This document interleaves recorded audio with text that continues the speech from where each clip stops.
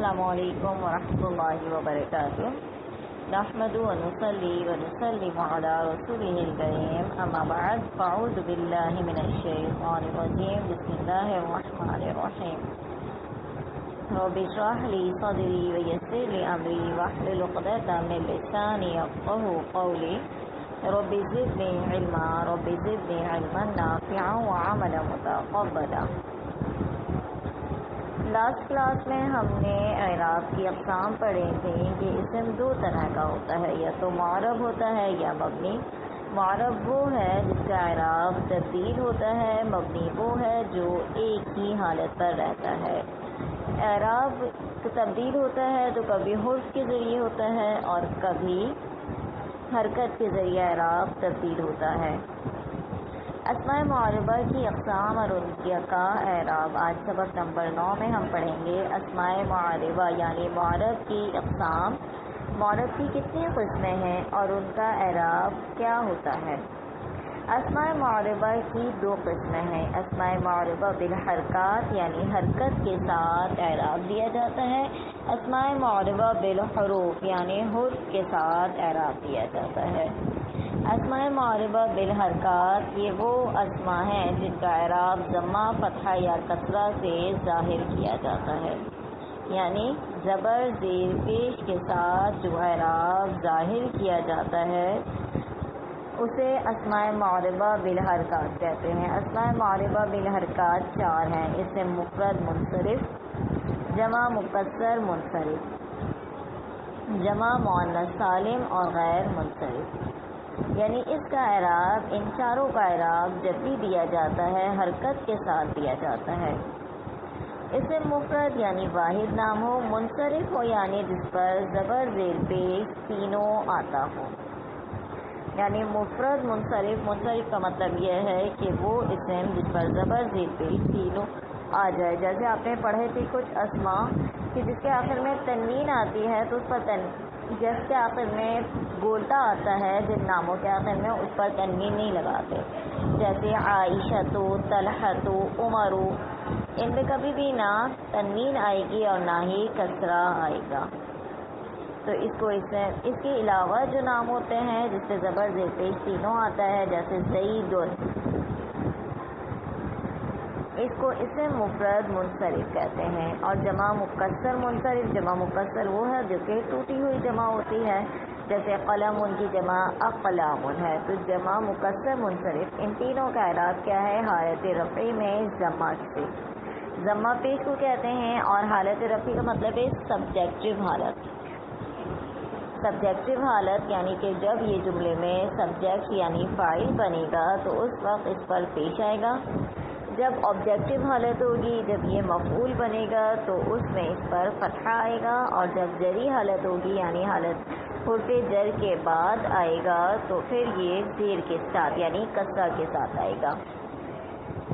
حالت رفعی میں ضمہ سے، حالت نصبی میں فتحہ سے اور حالت جری میں کسرہ سے آتا ہے۔ جیسے اسم مفرد منصرف کی مثال ھذا قلم، ھذا قلم، یہ قلم ہے تو یہ حالت پیش والی حالت ہے۔ اخذت قلما، میں نے پکڑا قلم، یہ آبجیکٹو حالت ہے، زبر کے ساتھ آ گیا۔ کتبت بقلم، میں نے لکھا قلم سے، تو یہ حرف جر کے ساتھ آیا۔ اسی طرح جمع مکسر منصرف اقلام، ھذہ اقلام، اشتریت اقلاما، میں نے خریدے قلم، اشتریت، میں نے خریدے اقلاما قلم۔ کتبت باقلام، میں نے لکھا قلم کے ساتھ یعنی ایک سے زیادہ قلم کے ساتھ۔ تو یہ اسم مفرد منصرف اور جمع مکسر منصرف دونوں کی مثالیں اس میں دی گئی ہیں کہ اس میں زبر زیر پیش تینوں حالتوں میں تینوں آتا ہے۔ اس کے بعد ہے جمع مؤنث سالم۔ جمع مؤنث سالم اس کی حالت رفع یعنی سبجیکٹو حالت جو ہے حالت ضمہ سے، اور حالت نصبی اور جری دونوں کسرہ سے آتی ہے، یعنی اگر حالت نصبی ہوگی تو بھی زیر آئے گا اور حالت جری ہوگی تو بھی زیر آئے گا۔ جمع مؤنث سالم کیا ہے یہ آپ تو پہلے پڑھ چکے ہیں، ایسی جمع جس کے آخر میں الف اور تا لگایا جائے، جیسے مسلمتن سے مسلماتن، مؤمنتن سے مؤمناتن۔ ایسی جمع کہ جس کے آخر میں الف اور تا لگا کر جمع بنایا جائے اسے جمع مؤنث سالم کہتے ہیں۔ اس میں کبھی بھی آپ یاد رکھیے گا زبر نہیں آتا ہے، اگر یہ سبجیکٹ آبجیکٹیو حالت بھی بن رہی ہے، مفعول بھی بن رہا ہے، تب بھی اس پر زیر نہیں، اس پر جب بھی زبر نہیں آئے گا بلکہ زبر کی جگہ اس پر زیر ہی آتا ہے۔ جیسے جمع مؤنث سالم کی مثالیں ہن مؤمناتن، وہ سب مومنہ عورتیں ہیں۔ رأیت مؤمناتن، میں نے دیکھا مومنہ عورتوں کو۔ مررت بمؤمناتن، گزرا میں مومنہ عورتوں کے ساتھ۔ غیر منصرف وہ اسم معرب ہے جس میں اسباب منع صرف میں سے دو سبب ہوں یا ایک ایسا سبب ہو جو دو کے قائم مقام ہوں۔ اس کے آخر میں تنوین اور کسرہ نہیں آتے، اس کی حالت رفعی، حالت ضمہ سے اور حالت نصبی اور جری فتحہ سے آتی ہے۔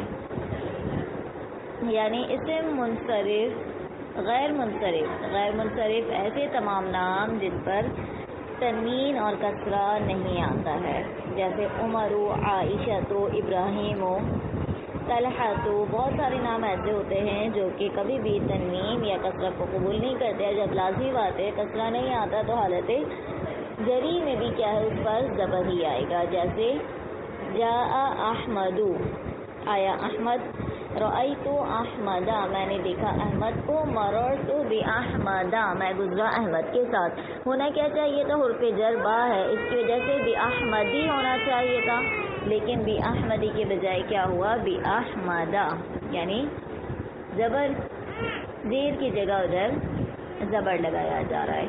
تو یعنی ان تمام میں کیا معلوم ہوا کہ جہاں پر زیر آنا ہے حالت غیر منصرف وہاں پر بھی زیر کی جگہ زبر دیتا ہے۔